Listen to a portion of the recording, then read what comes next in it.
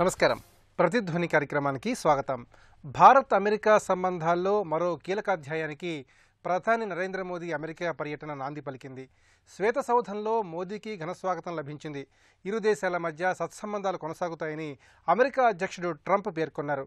ప్రపంచ అభివృద్ధికి భారత్ అమెరికా దేశాలు ఇంజన్ లాంటివి. ట్రంప్తో పాటు తాను కూడా అభివృద్ధి యంత్రాన్నేనని మోదీ అభివర్ణించారు. ఉగ్రవాదం, రక్షణ, వ్యాపార రంగాల అభివృద్ధి, సాంకేతిక పరిజ్ఞానం, ఆవిష్కరణలు, నిపుణుల సేవల విషయంలో సహకారంపై ఇరు దేశాల మధ్య అవగాహన కుదిరింది. ఉగ్రవాద నిర్మూలన తమ ప్రథమ ప్రాధాన్యంగా మోదీ, ట్రంప్లు ముక్తకంఠంతో పలికారు. ఈ నేపథ్యంలో భారత్ అమెరికా బంధంపై ప్రతిధ్వని చర్చను చేపట్టింది. ఈ చర్చలో పాల్గొంటున్న ప్రముఖులు కపిలభాయ్ దిలీప్ కుమార్ గారు, భారతీయ జనతా పార్టీ సీనియర్ నాయకులు, ఈఎస్ఐసి బోర్డు సభ్యులు, డాక్టర్ త్రిపురనేని హనుమాన్ చౌదరి గారు, పద్మశ్రీ అవార్డు గ్రహీత, ప్రజ్ఞాభారతి అధ్యక్షులు, చలసాని నరేంద్ర గారు, సీనియర్ పాత్రికేయులు, సామాజిక అంశాల విశ్లేషకులు, డాక్టర్ కనిగంటి రమేష్ బాబు గారు, centre for human security studies వ్యవస్థాపకులు.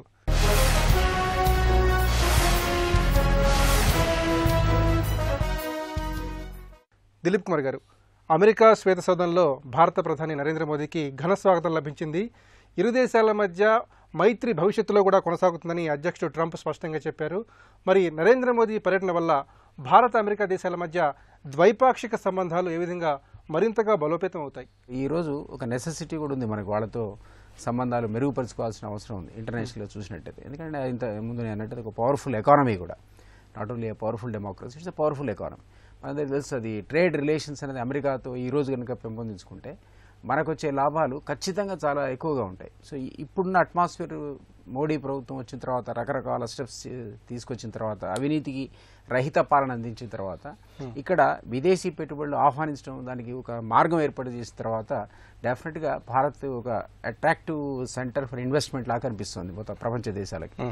ఆ పద్ధతిలో ఈరోజు ఉన్న కొన్ని దేశాల్లో అగ్రస్థానంలో అమెరికా కూడా ఉంది.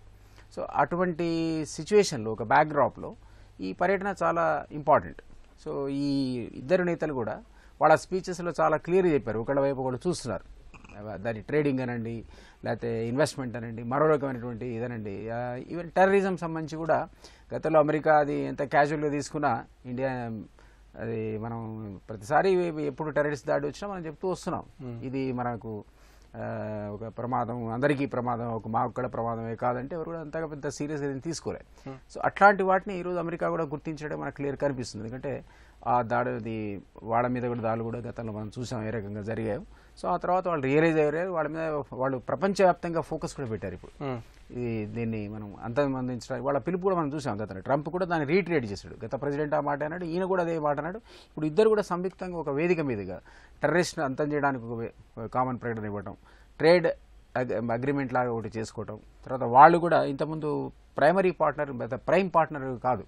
మన దేశంలో అమెరికా ఆయుధాలన్నీ మనం కొనుక్కునే పరిస్థితులు అంతకుముందు కంటే రష్యన్ దగ్గర తీసుకోవడానికి ఎక్కువ మనం చూపించాం మొగ్గు.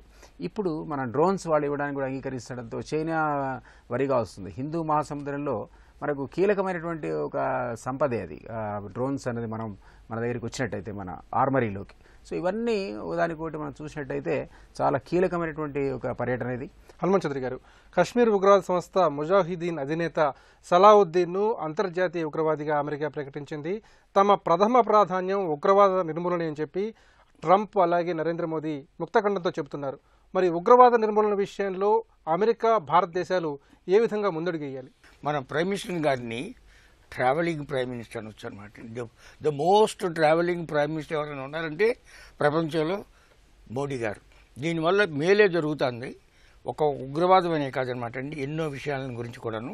ఈ ఉగ్రవాదాన్ని బీజం ఎక్కడ వచ్చిందంటే అంతర్జాతీయంగా చాలా ఉధృతంగా ఆఫ్ఘనిస్తాన్ని రష్యా ఆక్యుపై చేసినప్పుడు, యూఎస్ఎస్ఆర్ ఆక్యుపై చేసినప్పుడు దాని మీద యుద్ధం చేయడం, దాని నుంచి విడిపించడం కోసం అమెరికా పాకిస్తాన్కి డబ్బిచ్చి అక్కడ ఉన్నటువంటి ఉగ్రవాదుల్ని కొలిపి ఆఫ్ఘనిస్తాన్లో పంపించింది. ఆఫ్ఘనిస్తాన్ పతనమైపోయిన తర్వాత ఆ ఉగ్రవాదులు మన మీద పడ్డారనమాట అండి. సో ఈ ఉగ్రవాదానికి ఆజ్యం పోసింది ఒక విధంగా అమెరికా. దాని ఇంటెన్షన్ మాత్రం అది కాదు, ఉద్దేశం వేరినప్పటికీ కూడా చివరికి జరిగింది ఏంటంటే ఉగ్రవాదానికి ఎక్కువగా పోషణ ఎక్కడి నుంచి వచ్చిందంటే అమెరికా నుంచి వచ్చింది. అన్విల్లింగ్లీ ఆర్ అన్ఇంటెన్షనల్లీ వచ్చింది అనమాట అండి. సో ఇప్పుడు ఉగ్రవాదాన్ని మనం ఇప్పటి నుంచో మనం ఈ మొక్క భారతదేశానికి పరిమితమైంది కాదు, ఇంకా ఎన్ని దేశాల్లో కూడా వస్తుందని చెప్పి పదే పదే చెప్తున్నప్పటికీ కూడా వారి వారి యొక్క జాతీయ లాభాలను గుర్తుంచుకొని వాళ్ళు వినలేదు ఇంతవరకు. ఇప్పుడు అమెరికాలోనే కాదు, యూరోప్లో ఏ రోజున ఎక్కడ ఏం జరుగుతుందో కూడా తెలియకుండా ఉండటం వలన చివరికి అమెరికా పాకిస్తాన్ యొక్క నిజ స్వరూపాన్ని కూడా తెలుసుకొని ఇప్పుడు పాకిస్తాన్ని రక్షించేది ఎవరు? చైనా. భారతదేశాన్ని చాలా కాలం రక్షించి యుఎస్ఎస్ఆర్, కమ్యూనిస్ట్ రష్యా, అన్ని వీటోలు చేసి పారేసేది అనమాట అండి. ఇప్పుడు అదే పరిస్థితి పాకిస్తాన్ వ్యతిరేకంగా ఏ రిజల్యూషన్ ఐక్యరాజ్యసమితిలో పెట్టినప్పటికీ కూడా చైనా వీటో చేసేస్తాను. ఉగ్రవాదంలో ప్రపంచంలో అందరూ కూడా ఒప్పుకున్నప్పటికీ కూడా చైనా మాత్రం ఒప్పుకోవట్లేదు అనమాట అండి, టు డిసగ్నేట్. ఇప్పుడు అమెరికా కాశ్మీర్లో ఈ సలావుద్దీన్ని ప్రపంచ స్థాయిలో ఉన్నటువంటి ఉగ్రవాదిగా వాళ్ళు డిక్లేర్ చేశారనమాట. చాలా గొప్ప ఘన విజయం మనం చెప్పుకోవచ్చు. కాబట్టి ఉగ్రవాదాన్ని అణచడం కోసం అమెరికా నుంచి మనకి ఎక్కువ సహాయం వస్తుందని మనం అనుకోవచ్చు. ఇంటెలిజెన్స్ షేర్ చేసుకున్నా అది చాలు. నరేంద్ర గారు, భారత అమెరికా దేశాల మధ్య మైత్రికి సంబంధించి వాల్ స్ట్రీట్ జర్నల్లో ప్రధాని నరేంద్ర మోదీ ప్రత్యేకంగా వ్యాసం రాశారు. ఉగ్రవాదం, ఇరు దేశాల ఆవిష్కరణలు, అభివృద్ధి, వాణిజ్య సంబంధాలు, ఇలా ఎన్నో అంశాలని ఆ వ్యాసంలో స్పృశించారు. మరి ఈ వ్యాసంలో ముఖ్యాంశాలను ఏ విధంగా నిర్వచించుకోవాలి? నరేంద్ర మోడీ అమెరికా వెళ్ళిన నేపథ్యం తీసుకుంటే, నరేంద్ర మోడీ, డొనాల్డ్ ట్రంప్ ఇద్దరు కూడా పరస్పరం అవిశ్వాసంతున్నారు. ఒకరి మీద ఒకరు నమ్మకం లేని పరిస్థితులు ఉన్నారు. ఎందుకంటే మనం ఈయన బరాక్ ఒబామాతో చాలా సన్నిహితంగా వ్యవహరించడం, మన గతి అమెరికా ఎన్నికల్లో హిల్లరీ క్లింటన్ గెలిచినట్లే భారతదేశం భావించి కనీసం డొనాల్డ్ ట్రంప్తో కనీసం మర్యాద కూడా కలిసిన సందర్భం లేదు. సాధారణంగా అమెరికాలో ఇప్పుడు ఎన్నికలు జరిగినా కూడా అమెరికాలో భారత రాయబారి వెళ్ళి ఇద్దరు అభ్యర్థులను కలిసి గ్రీటింగ్ చెప్తుంటారు. మొట్టమొదటిసారిగా జరగలేదు. అంటే ట్రంప్ అమెరికా అధ్యక్షుడు అయ్యే వరకు భారతదేశ తరపున ఎవరు కలవలేదు. ఆ తర్వాత ట్రంప్ తీసుకున్నటువంటి ఎలక్షన్ టైంలో కానీ తర్వాత కానీ కొన్ని భారత వ్యతిరేక, మన భారతదేశానికి ఇబ్బంది కలిగేటువంటి నిర్ణయాలు తీసుకున్నారు. ఇటువంటి పరిస్థితుల్లో భారతదేశం మీకు చాలా అవసరం ఉంది, కలవాలి, ఇద్దరు అభిప్రాయాలు ఉన్నాయని ఈ వ్యాసం ద్వారా చెప్పడానికి మోడీ ప్రయత్నించారు.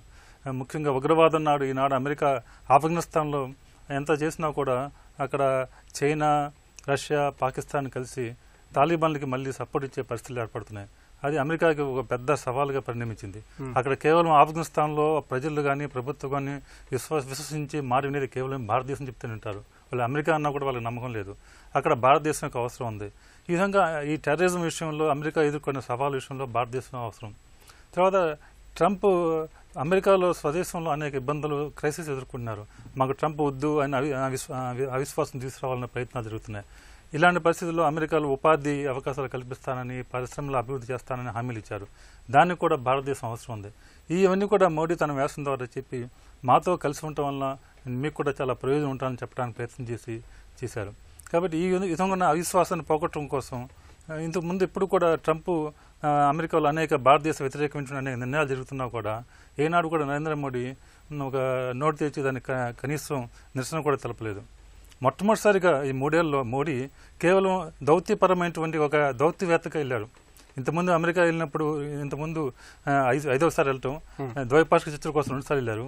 అప్పుడు ఒక ఎలక్షన్ క్యాంపెయిన్ ముందు వెళ్ళి బహిరంగ సభలు పెట్టడం, పెద్ద పెద్ద ఎత్తున ప్రచారం చేయడం, పిఆర్ వ్యాక్స్ చేయడం చేశారు. మొట్టమొదటిసారి చేయలేదు. బోస్టన్లో ఒక బహిరంగ సభ పెడదామని ప్లాన్ చేశారు కూడా. అయితే ఈయన అసలు బయట వలసవాదులు అంటేనే ట్రంప్ మండిపోతున్నాడు, వాళ్ళు సభ పెట్టి అక్కడ చేస్తే ట్రంప్కి ఇబ్బంది కలుగుతుందని చెప్పి చేయలేదు. అలాగే మనకి భారతదేశానికి డ్రోన్లు సరఫరా చేస్తున్నారు, కానీ జాయింట్ స్టేట్మెంట్లో ఆ విషయం లేదు. కానీ విమానాలు 200 స్పైస్ జెట్ ప్రైవేట్ కంపెనీ విమానాలు ఆర్డిస్తే దాన్ని జాయింట్ స్టేట్మెంట్లు ఇచ్చారు. ఎందుకంటే అది అమెరికా ప్రయోజనాలకు వాళ్ళకి దాదాపు 135,000 మంది దాని వల్ల ఉపాధి సమకూరుస్తుంది.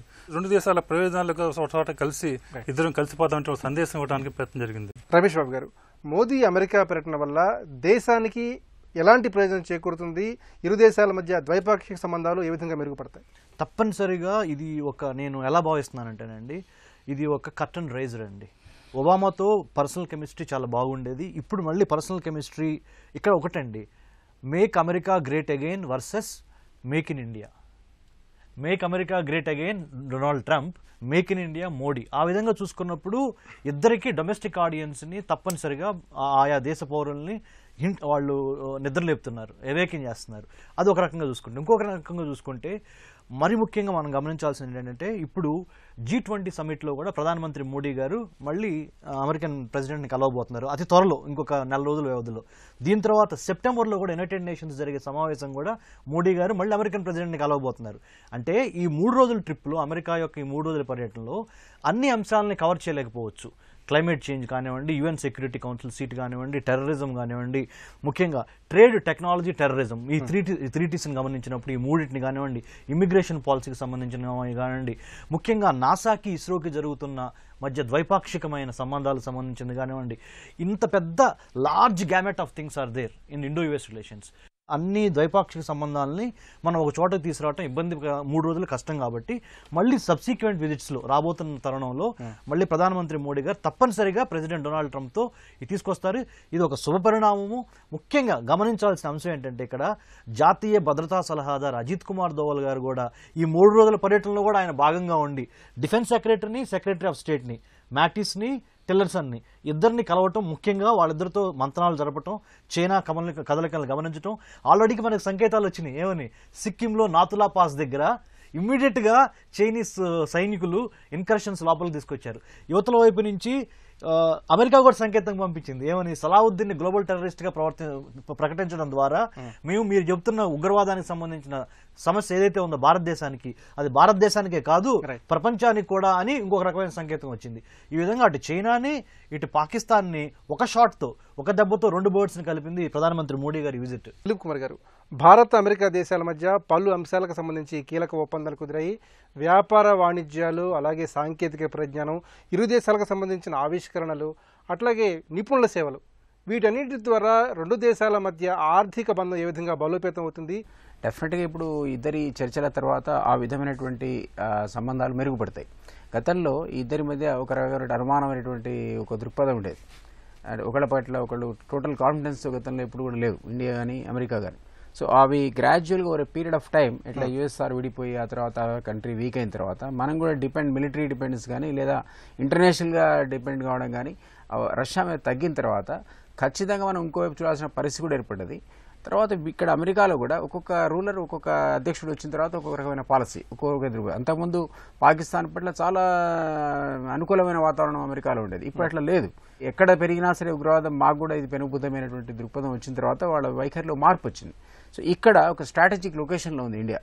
తర్వాత ఇక్కడ అట్మాస్ఫియర్ గతంలాగా ఇదివరకున్న కరప్షన్ కానీ, నెపోటిజం కానీ అట్లాంటి అట్మాస్ఫియర్ ఇక్కడ లేదు. ఇప్పుడు క్లీన్గా ఒకటి 3 years నుంచి ఒక అడ్మినిస్ట్రేషన్ అని చూపించి మేక్ ఇన్ ఇండియా అనండి, మరో డిజిటల్ ఇండియా అనండి, ఇక్కడ ట్రేడ్ చేయడానికి, వ్యాపార సంబంధాలు, వాణిజ్య సంబంధాలు ఎవరైనా కంట్రీ పెంచుకోవడానికి అనుకూలమైన వాతావరణం కూడా ఏర్పడింది.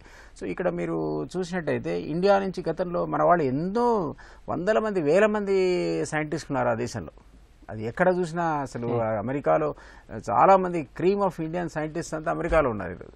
సో అట్లా చూసినా కూడా మీకు ఆ గతంలో ఉన్న దాని ఆ అట్మాస్ఫియర్ మారిపోయింది. ఇప్పుడు ఇక్కడ అట్మాస్ఫియర్ మారిపోయి ఇప్పుడు ఇక్కడ ట్రైనింగ్ అనండి లేదా టెక్నాలజీ అనండి తీసుకునే పరిస్థితికి మనం కూడా ఉన్నాం. ఒకప్పుడు ఉన్నటువంటి ఏదో అభివృద్ధి చెందుతున్న దేశంలో కాదు ఇది. ది మోస్ట్ పవర్ఫుల్ ఎకానమీస్గా ఎమర్జ్ అవుతుంది ఇండియా. ఏ రకంగా చైనా అయితే గతంలో ఉండేదో చైనా వీక్ అయింది. గతంలో ఉన్న స్టేటస్లో ఈరోజు చైనా లేదు. ఇంటర్నేషనల్గా అసలు వాళ్ళ ఇంటర్నల్ ఎకానమీయే ఒక క్రైసిస్ని ఎదుర్కొంటుంది. ఇండియా అట్లా కాదు.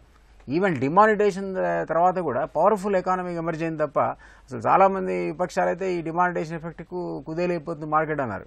లేదు, ఆ స్ట్రెంత్, ఇన్హరెంట్ స్ట్రెంత్ ఉంది ఇండియాకి, తను తట్టుకునే స్ట్రెంత్ ఉంది. అది చూపించింది. అది ఒకసారి చూసిన తర్వాత ఇంటర్నేషనల్గా ఖచ్చితంగా ఒక ప్రాస్పెక్టివ్ ఇన్వెస్ట్మెంట్ ఫీల్డ్ ఇది ఇండియా అనేది అర్థమైపోతుంది. కాబట్టి అమెరికా లాంటి దేశం దీన్ని ఇండియాను వదులుకోదు. సో అందుకే ట్రంప్ లాంటి వాడు కూడా ఆయన ఒబామా పీరియడ్లో ఉన్నటువంటి రిలేషన్షిప్ ఏదైనా కానీ వెంటనే ఇండియన్ ప్రైమ్ మినిస్టర్ని ఆయన వెల్కమ్ చేశాడు. అది అన్ని రకాలుగా అనుకూలమైన వాతావరణం ఇక్కడ ఉంది కాబట్టి ఈరోజు మోడీ గారు అట్మాస్ఫియర్ క్రియేట్ చేశాడు కాబట్టి అమెరికన్ పేరెంట్ ఆ రకంగా రియాక్ట్ అయ్యాడు. సో ఖచ్చితంగా రాబోయే రోజుల్లో ఈ ఇద్దరి మధ్య ఇప్పుడు ఒక అడుగు ముందు పడ్డది కాబట్టి మరింత కోఆపరేషన్ ఉంటుంది. అది మనకు రాబోయే రోజుల్లో ఉపయోగం కూడా పడుతుంది మన దేశానికి. హనుమాన్ చౌదరి గారు, ట్రంప్ మోదీ సర్కార్ అవలంబిస్తున్నటువంటి విధానాలు ప్రపంచ సమగ్ర అభివృద్ధికి ఏ విధంగా ఉపకరిస్తాయి? ప్రపంచం యొక్క ఆర్థిక వ్యవస్థ మెరుగుపడటానికి ఇండియన్ అమెరికా పూర్వకాలంలో ఇప్పుడు అస్తమిస్తున్నటువంటి శక్తి, ఉదయించున్నటువంటి శక్తి భారతదేశం. కాబట్టి భారతదేశం యొక్క మైత్రి అమెరికాకు చాలా చాలా చాలా అవసరం. ఈ వ్యాపార సంబంధాల్లో ఇండియా ఎక్స్పోర్ట్స్ మోర్, మన ఎగుమతులు ఎక్కువ, అమెరికా నుంచి మనకు వచ్చేటువంటి దిగుమతులు తక్కువ. కాబట్టి వాటికి నెగిటివ్ ట్రేడ్ బ్యాలెన్స్ ఉంది. ఈ రెండింటిని కూడా కప్పించుకోవడానికి, అంటే China is a rising power, super power అవుతుంది అనమాట అండి. దాన్ని తట్టుకోగలిగిన వాళ్ళు ఒక్క ఇండియాయే ఉన్నారు, కాకపోతే రష్యా. అందుకని భారతదేశం యొక్క మైత్రి చాలా చాలా అవసరం. అందుకని అన్ని రంగాల్లో కూడా భారతదేశంతో మైత్రిని అమెరికా ట్రంప్ గారు కోరుకుంటున్నారు. ఇప్పుడు హైర్ అమెరికన్స్ అని అన్నారు, మనం మేక్ ఇన్ ఇండియా అన్నాం కదా.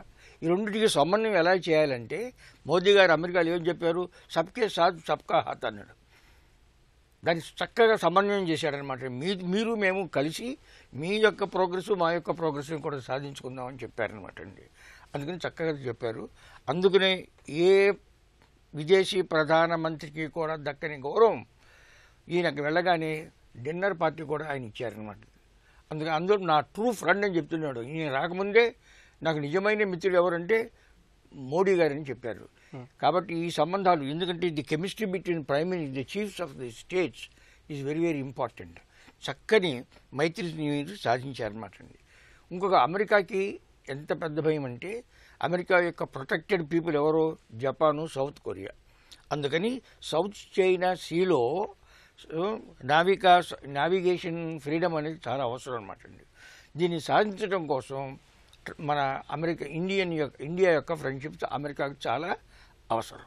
అందుకని ఈ ప్రస్తావన కూడా వచ్చింది. సౌత్ చైనా సీలో నావిగేషన్ ఫ్రీడమ్ ఉండటానికి ఇద్దరు శక్తులు కూడాను ఇండియా అండ్ అమెరికా సహకరిస్తాయి అని చెప్పారనమాట అండి. దాని తర్వాత పెట్టుబడులు కాదు, మనకి నోహో కూడా కావాలి.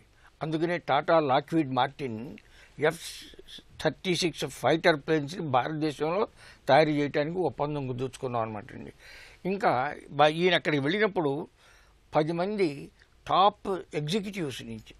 టాప్ కంపెనీస్ ఎగ్జిక్యూటివ్స్ని ఈయన మీట్ అయ్యి భారతదేశంలో ఎక్కడికైనా వచ్చి మీరు పెట్టుబడులు పెట్టండి అని చెప్పారనమాట.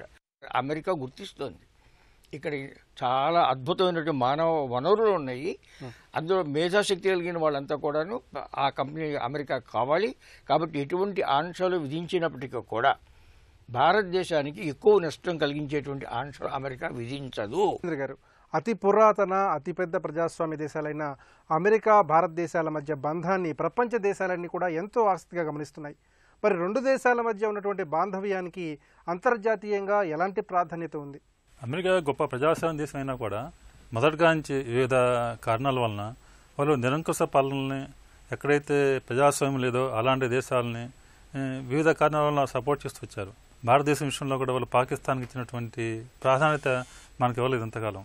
ప్రజాస్వామ్య వ్యవస్థల్ని మద్దతు ఇవ్వడంలో, వాటిని ప్రోత్సహించడంలో అమెరికా యొక్క నిజాయితీ చాలా కాలంగా ప్రశ్నార్థకరంగా ఉంది. ఇప్పుడు వాళ్ళకి అమెరికాకి మొదటగా నుంచి కూడా వాళ్ళు విదేశీ సంబంధాలు వ్యాపారానికి, వాళ్ళ వాణిజ్య ప్రయోజనాలకి, వాళ్ళ సొంత వనరుల అవసరానికి, సాంకేతికపరమైన అవసరాలకి ఇచ్చిన ప్రాధాన్యత ఒక ప్రజాస్వామ్యం, మానవ హక్కులు వీటి గురించి ఇప్పుడు ఇవ్వలేదు. మొట్టమొదటిసారిగా ఇప్పుడు ఈ పర్యటనలో ఇంత ఒబామా కూడా ఒప్పుకునేటువంటిది ఈ international convention against UN convention against టెర్రరిజంకి ఇవాళ ట్రంప్ను ఒప్పుకున్నారు. ఇవాళ ఈ జాయింట్ స్టేట్మెంట్లో దాన్ని మెన్షన్ ఉంది మొదటిసారి. ఇది ఒక మంచి పరిణామం. ఈ విషయంలో అమెరికా తనకు ఉగ్రవాద దాడి జరిగినప్పుడు ప్రపంచం నన్ను సపోర్ట్ చేసిన వాడే బుష్ అన్నాడు, సపోర్ట్ చేస్తే వాడు ఉగ్రవాద వ్యతిరేకం, నన్ను అపోజ్ చేస్తే వాడు ఉగ్రవాదని. ఆ విధమైనటువంటి ఒక అహంకార ధోరణిని ప్రదర్శిస్తూ వచ్చారు. అయితే ఇవాళ ప్రపంచంలో పరిస్థితులు మారుతున్నాయి. ప్రపంచంలో ఇవాళ అమెరికా యొక్క అంతర్జాతీయంగా ఒక ఐసోలేట్ అయిపోతున్న రాజకీయంగా అనేటువంటి పరిస్థితులు ఏర్పడినాయి. యూరప్ దేశాలు కొంచెం వాళ్ళు సమీకృతం అయిపోయి అమెరికా యొక్క ప్రాధాన్యతను తగ్గించే ప్రయత్నాలు చేస్తున్నారు. ఇప్పుడు అమెరికాకి భారతదేశం వంటి దేశం అవసరం ఉంది. అయితే ఇప్పుడు కూడా అమెరికా జాయింట్ స్టేట్మెంట్ ఎక్కడ కూడా చైనా గురించి ప్రస్తావన లేదు. కేవలం సౌత్ చైనా సీలో అక్కడ మన భాగస్వామి గురించి ఒక ప్రస్తావన వచ్చింది తప్పితే పరోక్షంగా. ఎందుకంటే నార్త్ కొరియాలో ఉంటున్న ప్రమాదం దృష్ట్యా నార్త్ కొరియాని ట్యాకిల్ చేయడం కోసం అమెరికా వాళ్ళ చైనా యొక్క సహాయం కోరుతుంది వాళ్ళు వ్యూహాత్మకంగా. ఇలా అనేక అమెరికా కూడా ఈ విషయంలో అనేక పరిమితులు ఉన్నాయి. ఈ జాయింట్ స్టేట్మెంట్లో ఇద్దరు దేశాధినేతలు కౌగిలించుకున్నారు, అనేక మంచి గెస్చెస్ ఇచ్చారు తప్పితే నిర్దిష్టంగా ఏ విషయాలను అంగీకారం ఇచ్చారు అనేది చెప్పడం కష్టం ఉంది. మన భారతదేశానికి వాళ్ళ ఎక్కువగా వేధిస్తుంది చాలామందికి H-1B వీసాలు. దాని గురించి చర్చలో వచ్చిందో తెలియదు కానీ జాయింట్ స్టేట్మెంట్ రాలేదు. అదే ముఖ్యంగా క్లైమేట్ చేంజ్ గురించి ఇండియా మీద చాలా చులకనగా మాట్లాడాడు ఈయన. ఇంకా జస్ట్ ఘటనలే దాని గురించి కేవలం క్లీన్ కోల్ విషయంలో టెక్నాలజీ ఇస్తా ఉన్నారు తప్పితే గత 20 సంవత్సరాలుగా మనం అమెరికాతో మన ప్రధానమంత్రులు ఎవరైనా కూడా మంచి సంబంధాల కోసం చిత్తశుద్ధ ప్రయత్నం చేస్తున్నారు. అయితే అటు నుంచి మనకి సెన్సిటివ్ టెక్నాలజీస్ అయితే ఉన్నాయో డిఫెన్స్లో కానీ ఇతర రంగాల్లో కానీ మన అమెరికా నుంచి మనం ఎంత ప్రయత్నం చేసినా కూడా రావట్లేదు, మనకి ఇవ్వట్లేదు. వాళ్ళు మామూలుగా మార్కెట్లో అమ్మేస్తున్నారు. ఈ విషయంలో ఇంకా అమెరికా ఒక ప్రజాస్వామ్య దేశంగా భారతదేశం కూడా బలపడటానికి సహకరించాలంటే అమెరికా తన నిజాయితీని ఇంకా నిరూపించుకోవాల్సిన అవసరం చాలా ఉంది. రమేష్ బాబు గారు, భారత అమెరికా దేశ సంబంధాలు రానున్న దశాబ్ద కాలంలో పతాక స్థాయికి చేరుకుంటాయని ప్రధాని నరేంద్ర మోదీ ఆకాంక్ష వ్యక్తం చేస్తున్నారు. మరి ఈ పరిస్థితుల్లో ఈ రెండు దేశాల మధ్యటువంటి బంధం అమెరికా భారతదేశాలకే కాక ప్రపంచానికి కూడా ఏ విధంగా మేలు చేకూరుస్తుంది? తప్పనిసరిగా అండి. రాబోతున్న దశకమే కాదు, ఇంకా ముందల రోజుల్లో కూడా ఈ యొక్క ద్వైపాక్షిక సంబంధాలు మరింత బలమైనవిగా, దృఢమైనవిగా, పరస్పరం సహకరించుకునే విధంగా వెళ్లాల్సిన అవసరం ఉంది. ఇది ఒక చారిత్రక అవసరం, దీన్ని ఎవరూ కాదనలేరు. అంతర్జాతీయ సంబంధాల్లో పరస్పరం ఎప్పుడైనా చూసుకున్నప్పుడు సార్, పర్మనెంట్ ఫ్రెండ్స్ ఉండరు, పర్మనెంట్ ఎనిమీస్ ఉండరు. ఇంట్రెస్ట్ పర్మనెంట్గా ఏవైతే ఉన్నాయో ఆ ఇంట్రెస్ట్ సర్వైవ్ అవడానికి, సస్టైన్ అవడానికి సంబంధించిన ఏర్పాట్లు జరుగుతూ ఉంటాయి. ప్రెసిడెంట్లు, ప్రధానమంత్రులు మారుతూ ఉంటారు. రాజ్యం యొక్క లక్ష్యాల యొక్క సాధనకు సంబంధించి చారిత్రకంగా ఇది ఒక అవసరం ఏర్పడింది. అందుకనే అమెరికా, ఇండియా మధ్య సంబంధాలు మరింత బలపడతాయి. మరి ముఖ్యంగా అమెరికన్ గ్రాండ్ స్ట్రాటజీలో భాగంగా, యుఎస్ గ్రాండ్ స్ట్రాటజీలో భాగంగా వాళ్ళు ఇండో పసిఫిక్, 21వ శతాబ్దము ఇండో పసిఫిక్ బిలాంగ్ అవుద్ది. అంటే మన హిందూ మహాసముద్రం దగ్గర నుంచి అటు పసిఫిక్ ఈ రెండు చూసుకుంటే ఈ 21వ శతాబ్దం ఎవరైతే ఈ రెండు చోట్ల హిందూ అండ్ పసిఫిక్ మహాసముద్రం మీద దృష్టి పెడతారో ఈ 21వ శతాబ్దం ఆ దేశానికి చెందుద్ది, లేకపోతే ఆ జాతికే చెందుద్ది అనేది సుస్పష్టంగా తెలుస్తుంది. ఆర్థికంగా, వాణిజ్య పరంగా, సాంస్కృతిక పరంగా, ఏ పరంగా చూసుకున్నా మనం ఒక హిందూ మహాసముద్రం చూసుకున్నప్పుడు 55 దేశాల కూటమి హిందూ మహాసముద్రం యొక్క వాటర్స్ 55 దేశాలను టచ్ అవుతున్నాయి. ఈ 55 దేశాల్లో పేదరిక దేశాలు ఉన్నాయి, ఉగ్రవాదంతో సతమతమవుతున్న దేశాలు ఉన్నాయి, ఫెయిల్డ్ స్టేట్స్ ఉన్నాయి, ఫెయిలింగ్ స్టేట్స్ ఉన్నాయి. ఇన్ని రకాల మరి 3 ఖండాలకు సంబంధించి వాటర్స్ టచ్ అవుతున్నాయి. సో హిందూ మహాసముద్రాన్ని భారతదేశం తన యొక్క ఆధిపత్యం అంటే ప్రదర్శించకపోతే మనం తప్పనిసరిగా చరిత్ర మనల్ని క్షమించదు. సో ఆ విధంగా ప్రధానమంత్రి మోడీ గారికి, అజిత్ కుమార్ దోవల్ గారికి, ఆయన టీంకి హిందూ మహాసముద్రం మీద ఆధిపత్యం, హిందూ మహాసముద్రం మీద సుస్పష్టంగా మన జాతీయ జెండాను ఎగరవేయాలనేది తేటతెల్లం అయిపోయి రాబోతున్న రోజుల్లో మన మూవ్స్ అన్ని coastal and maritime security and cyber సెక్యూరిటీకి సంబంధించిన దిశగా ఈ భారత అమెరికా ద్వైపాక్షిక సంబంధాలు కూడా ఈ మూడింటి మీద ఎక్కువగా ఉంటాయి. మన ఇండియన్ ఇమిగ్రేషన్, ముఖ్యంగా మన భారతీయులు పెద్దలు డాక్టర్ హనుమాన్ చౌదరి గారు చెప్పినట్టు అద్భుతమైన మేధా సంపత్తి కలిగి ప్రధానమంత్రి మోడీ గారికి వాళ్ళు దక్కిన గౌరవం, ఆయన ఇండివిజువల్ కరిస్మా ఒకటైతే మన యొక్క ఫోర్స్, మన యొక్క భారతీయులు అమెరికాలో స్థిరపడిన విధానం జూయిష్ పీపుల్కి సరాసరిగా ఇంకా ఒక మించి అక్కడ వాళ్ళకున్న ఐపెక్ అంటారు, America Israel public affairs committee అని, జూయిష్ కమిటీ యొక్క రిజిస్టర్డ్ లాబీ ఆర్గనైజేషన్, దాన్ని మించి మన US impact, US India political action committee ఆ దిశగా ప్రయాణం చేస్తుంది.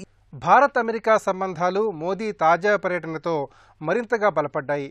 అతిపెద్ద పురాతన, అతిపెద్ద ప్రజాస్వామ్య దేశాల మధ్య ఈ బంధాన్ని ప్రపంచ దేశాలు ఎంతో ఆసక్తిగా గమనిస్తున్నాయి. భారత్ అమెరికా బంధం అభివృద్ధి విధానాల వల్ల ఇరు దేశాల ప్రయోజనాలతో పాటు ప్రపంచానికి కూడా మేలు జరుగుతుందన్నది నిపుణుల భావన. ఇది నేటి ప్రతిధ్వని. నమస్కారం.